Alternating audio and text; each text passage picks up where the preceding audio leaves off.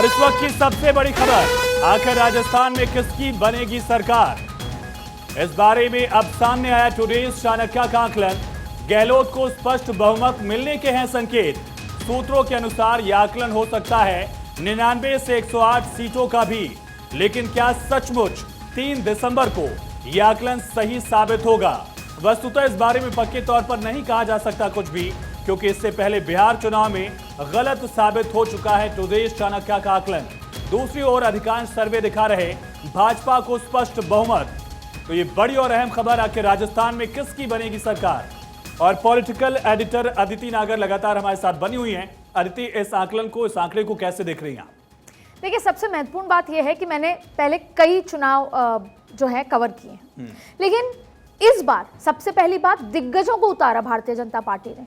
और वाकई में उन दिग्गजों को उतारने के बाद भले ही इंटरनल खींचतान बड़ी हो, लेकिन कांग्रेस जिसकी सरकार होती है और सरकार थी और सरकार होती है तो एंटी इनकम्बेंसी होती ही होती है। और यहां पर एमएलएस की भारी एंटी इनकम्बेंसी थी। तो आपने कुछ देर पहले एक बात कही थी, मैं पॉइंट वाइज बता देती हूं। पहला, बड़े चेहरों को उतारने से कांग्रेस का चुनाव, कांग्रेस के विधायकों के लिए चुनाव बेहद कठिन कर देना।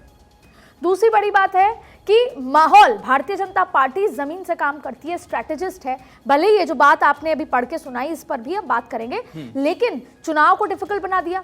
उसके अलावा जिस तरीके से कारपेट बॉम्बिंग हुई, जिस तरीके से नेता खुद जो प्रधानमंत्री हैं वो एक कार्यकर्ता की तरह जमीन पर उतरे, हर मुद्दे को उठाया, भ्रष्टाचार को उठाया, कहीं ना कहीं पूरा माहौल चेंज कर दिया। लेकिन हुआ क्या, दोनों ही पार्टी, और आज हम नतीजे पर इसलिए नहीं पहुंच पा रहे क्योंकि दोनों ही पार्टियों के जो बागी खड़े हुए, उन्होंने दोनों पार्टियों के गेम को खराब कर दिया। अब दिग्गजों को, सांसदों को उतारा भारतीय जनता पार्टी ने, तो वहां पर ऑलरेडी जो विधायक थे वो नाराज हो गए। और ऐसी कई सीटें हैं जहां पर 3-3 बागी खड़े हैं और उन्होंने अपनी अपनी पार्टियों के वोट खराब किए हैं। कम से कम 35 ऐसी सीटें हैं, और यहां तक आंकड़ा खिसक के 45 तक भी जाता है, जहां पर आज की तारीख में सर्वे रिपोर्ट में हम आकलन लगा सकते हैं, लेकिन निश्चित रूप पर कोई नहीं कह सकता, खुद वो जो प्रत्याशी लड़े वो नहीं कह सकते कि हम जीत रहे हैं। वो अनुमान लगा रहे हैं कि हम जीत रहे हैं। तो जो ये सर्वेज हैं वो अनुमान के आधार पर होते हैं। लेकिन ये बात तय है कि इस बार खुद मुख्यमंत्री अशोक गहलोत, जो खुद आज दोपहर में भी जब दिल्ली मल्लिकार्जुन खड़गे से मिले, तो उन्होंने दावा किया कि मुझे नहीं पता, मैं एक एक सीट पे नहीं पूछ पाया, लेकिन मेरी योजनाओं को वोट मिलेगा। तो ऐसे में उन्हीं के आधार पर जो चाणक्य का जो रिजल्ट निकल कर आया है, जिसमें अशोक गहलोत को लीड दिखाई है, वो सिर्फ और सिर्फ योजनाएं हैं। क्योंकि अशोक गहलोत ने जो टिकट बांटी वो पुराने जो एंटी इनकम्बेंसी वाले विधायकों को बांट दी। और जब उन्हीं के पार्टी के लोग ये कह रहे थे कि रिपीट होगा, अगर विधायकों को रिपीट किया, जब तक 50% विधायकों की टिकट नहीं कटेगी तब तक सरकार में वापसी नहीं हो सकती है, खुद कांग्रेस के दिग्गज कह रहे थे। लेकिन हुआ क्या, एज इट इज 2018 के चेहरों को उतार दिया गया और फिर भारतीय जनता पार्टी ने दिग्गजों को उतारा।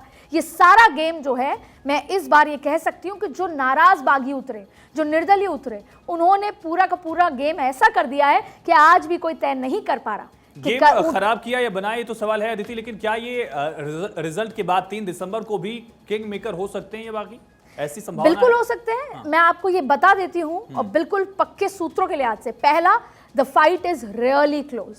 दोनों ही पार्टियों के लिए फाइट बहुत टक्कर की है। दूसरी बात है कि जो आधा % जो वोट है, जो बड़ा है परसेंटेज, वो किसी भी तरह स्विंग कर सकता है। और तीसरी बड़ी बात है कि दोनों ही जितने, देखिए भारतीय जनता पार्टी का होमवर्क अलग लेवल है, उन्होंने बागियों से बात कर ली होगी, क्योंकि कई बागी तो वो हैं जो भले ही भाजपा से नाराज हुए थे लेकिन जीत के अपने घर वापसी करते हैं या घर को साथ देते हैं। तो उन्होंने बातचीत कर ली होगी। भारतीय जनता पार्टी का होमवर्क के मामले में हम इस मामले में उनको टक्कर दे ही नहीं सकते। लेकिन वहीं अगर कांग्रेस की बात करें तो इस बार कांग्रेस भी होमवर्क कर चुकी है। जिस दिन चुनाव के नतीजे, मैं आपको बिल्कुल ऑथेंटिक ये बात बता रही हूं, चुनाव उसके 3 दिन पहले तक कितने बागी लीड ले रहे हैं उनसे भी बात की गई, और चुनाव होने के बाद क्या तस्वीर थी तब भी बागियों से बात की गई। क्योंकि 3 दिसंबर को अगर ये टक्कर रहती है, बहुत क्लोज फाइट, तो 3 दिसंबर की रात को दोनों ही पार्टियां फोन पर, तमाम चीजों पर लग जाएंगी और उन जो इंडिपेंडेंट वोटर्स को, इंडिपेंडेंट जो कैंडिडेट्स हैं, उनको अपने साथ लेंगी। यही डिसाइसिव है।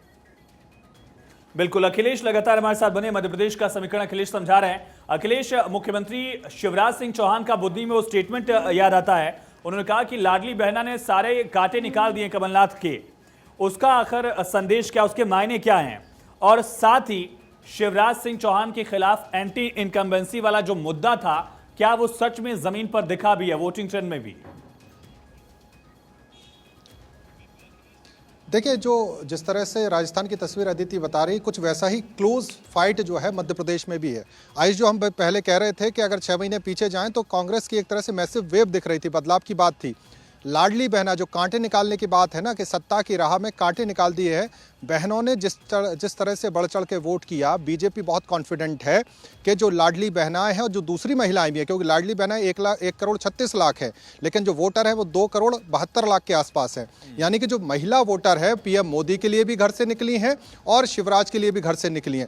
तो बीजेपी बहुत कॉन्फिडेंट है महिला वोट के भरोसे, और यही कारण है कि एंटी इनकम्बेंसी जो है, जिस तरह से राजस्थान में हुआ कुछ वैसा ही मध्य प्रदेश में हुआ। बहुत ज्यादा चेहरे नहीं बदले गए, बल्कि बीजेपी ने जो रणनीति बनाई, जो हारी हुई सीटें थी, आकांक्षी सीटें जिनको कहा गया 100 से ज्यादा, उन सीटों पर बड़े चेहरों को उतारना, चाहे कैलाश विजयवर्गीय हो, नरेंद्र सिंह तोमर हो, प्रहलाद पटेल हो, या सांसद हो गणेश सिंह, रीति पाठक, राकेश सिंह, राव उदय प्रताप सिंह, इनको उतारने की पीछे की रणनीति थी। जो सीटें बीजेपी कभी नहीं जीत पा रही थी, उन सीटों को जीतने की रणनीति है। और जो माइक्रो लेवल मैनेजमेंट है बीजेपी का, और जो अभी मेरी बात हो रही है कुछ एग्जिट पोल से पहले, जो बीजेपी के नेता है वो कॉन्फिडेंट हैं कि 120 प्लस बीजेपी आएगी।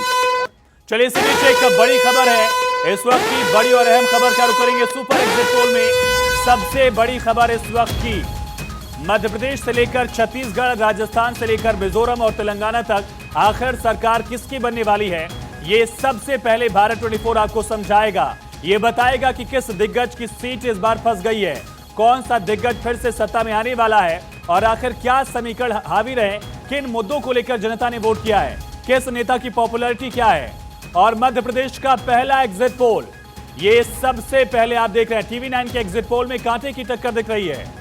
इस वक्त की बड़ी खबर है, एग्जिट पोल में कांग्रेस को 45% वोट, यानी कि बहुत बेहतर आंकड़ा दिख रहा है वोटिंग परसेंटेज के लिहाज से, और बीजेपी का वोटिंग परसेंटेज कांग्रेस से कम हुआ है। 43% वोट बीजेपी को, 11% वोट अन्य को।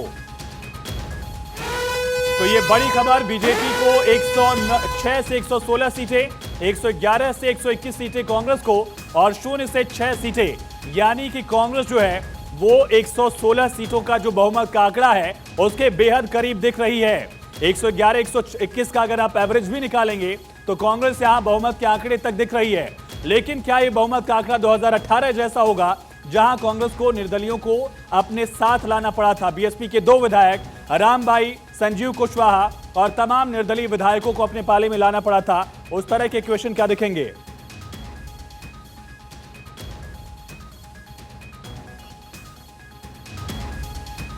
तो बीजेपी को 106 से 116 सीटें, और रुझान जो है एग्जिट पोल जो है, एग्जिट पोल्स में बीजेपी 106 से 116 सीटों तक, कांग्रेस 111 से 121 सीटों तक, और अन्य 0 से 6 सीटें। छत्तीसगढ़ का एग्जिट पोल, बीजेपी 36 से 46 सीटें, कांग्रेस 40 से 50 सीटें। बहुत टफ लड़ाई। छत्तीसगढ़ विधानसभा चुनाव का सुपर एग्जिट पोल, आज तक एक्सेस माई इंडिया में 36 से 45 सीटें जो है वो बीजेपी को दिख रही हैं। 36 से 46 तक बीजेपी दिख रही है, और 40 से 50 सीटें मिल सकती हैं कांग्रेस पार्टी को। और ऐसे में ये जो 1 से 5 सीटें हैं वो बहुत बड़ा डिसाइडिंग फैक्टर होने वाले हैं। इस वक्त की सबसे बड़ी खबर, छत्तीसगढ़ विधानसभा चुनाव को लेकर सुपर एग्जिट पोल में आज तक एक्सेस माई इंडिया का जो एग्जिट पोल है उसमें 90 सीटों में 36 से 46 सीटों पर बीजेपी को जीत मिलती हुई दिख रही है। लेकिन एग्जिट पोल है और कांग्रेस को यहां पर 40 से 50 सीटों पर जीत का यहां पर माइलेज दिखाया जा रहा है। और अदर्स की अगर बात की जाए, 1 से 5 सीटें अन्य के खाते में भी जा सकते हैं। तो ऐसे में जो 46 का आंकड़ा है विधानसभा चुनाव रण में छत्तीसगढ़ के लिए बहुमत का, और मध्य प्रदेश का एक और आंकड़ा। सबसे पहले मध्य प्रदेश में अगर बात की जाए, पोल स्ट्रेट TV9 का जो एग्जिट पोल है, 106 सीटें, 106 से 116 सीटें बीजेपी को, और कांग्रेस को 111 से 121 सीटें। कांग्रेस और बीजेपी के लिए यहां पर एक टफ कंपटीशन दिख रहा है। अदर्स के खाते में भी जो निर्दलीय हैं, जो सपा बसपा, इनके खाते में भी कुछ सीटें जाती हुई दिख रही हैं। 0 से 6 सीटें जो हैं वो अदर्स के खाते में जाती दिख रही हैं। तो super exit poll Madhya Pradesh का, जहां 230 विधानसभा सीटों में से 106 से 116 सीटें बीजेपी के पास जाती दिख रही हैं और कांग्रेस के लिए 111 से 121 तक। क्या लाडली बहना योजना का असर यहां दिखा, ये बड़ा सवाल। और अदर्स की अगर बात की जाए तो 0 से 6 सीटें। एमपी का एक और डेटा हमारे पास, रिपब्लिक भारत का आंकड़ा, जहां बीजेपी पूर्ण बहुमत से सरकार बनाती हुई दिख रही है। 116 से ज्यादा, 118 से 130 सीटें, यानी अकेले दम पर बीजेपी सरकार बना सकती है और कांग्रेस इस बार सत्ता से दूर रहेगी।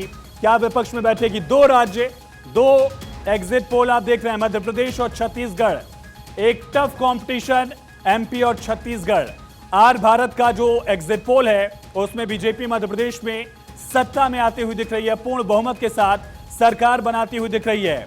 और छत्तीसगढ़ में भी सुपर एग्जिट पोल आज तक का जो है उसके मुताबिक एक टफ लड़ाई, और यहां पर अन्य जो हैं वो भी डिसाइडिंग फैक्टर हो सकते हैं। आर भारत के एग्जिट पोल के मुताबिक बीजेपी मध्य प्रदेश में सत्ता में और छत्तीसगढ़ में एक बड़ी लड़ाई दोनों ही पार्टियों के बीच, दोनों राष्ट्रीय दलों के बीच। बीजेपी 36 से 46 का आंकड़ा है। अखिलेश, 2 एग्जिट पोल्स हमने दिखाए, क्या देख रहे हैं बड़ा फैक्टर और क्या दोनों की संभावनाएं दिख रही हैं अभी?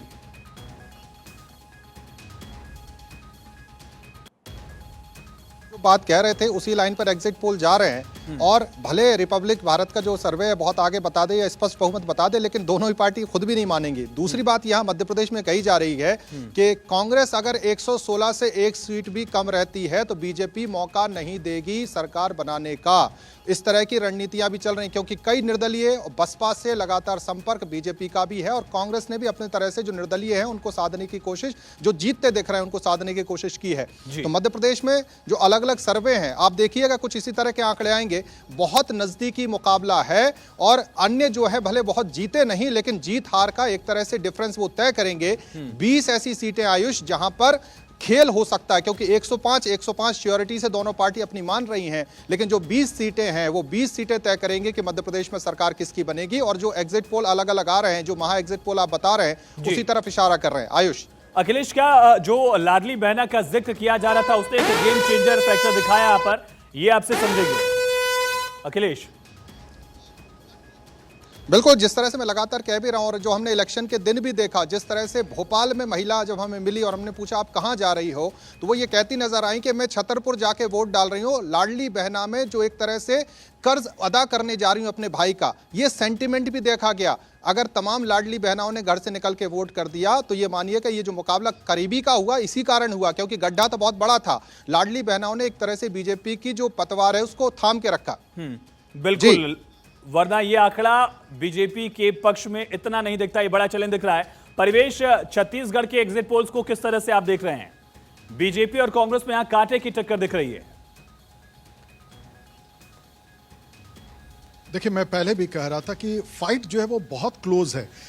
मैं थोड़ा सा पीछे ले जाता हूं, आपको बताने की कोशिश कर रहा हूं कि जब जैसे जैसे चुनाव करीब आ रहा था तो सरगुजा संभाग, बस्तर के बाद एक सबसे बड़ा इंपॉर्टेंट संभाग आता है सरगुजा संभाग। सरगुजा संभाग में 12 सीटें और 12 सीटों पर बीजेपी ने अपने पुराने सारे उम्मीदवार बदल डाले। तो बीजेपी लड़ाई में, प्रधानमंत्री जब से प्रचार अभियान में गए, अभी मुख्यमंत्री भी इस चीज को स्वीकार कर रहे थे, मीडिया के सामने आके बोल रहे थे कि जैसे प्रधानमंत्री मैदान में आए और तब से ये फाइट जो है बीजेपी और कांग्रेस के बीच में हो गई।